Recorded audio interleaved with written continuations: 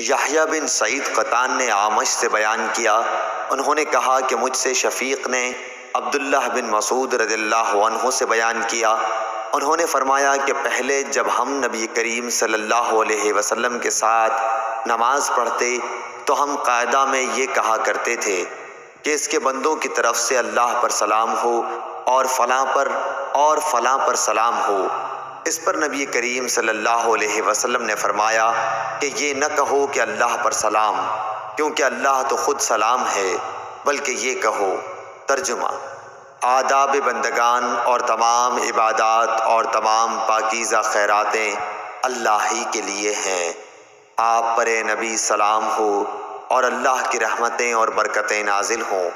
ہم پر اور اللہ کے صالح بندوں پر سلام ہو۔ اور جب تم یہ کہو گے تو آسمان پر خدا کے بندوں کو پہنچے گا۔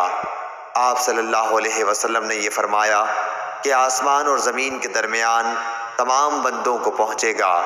میں گواہی دیتا ہوں کہ اللہ کے سوا کوئی معبود نہیں، اور میں گواہی دیتا ہوں کہ حضرت محمد صلی اللہ علیہ وسلم اس کے بندے اور رسول ہیں۔ اس کے بعد دعا کا اختیار ہے، جو اسے پسند ہو کرے۔ صحیح بخاری حدیث نمبر 835۔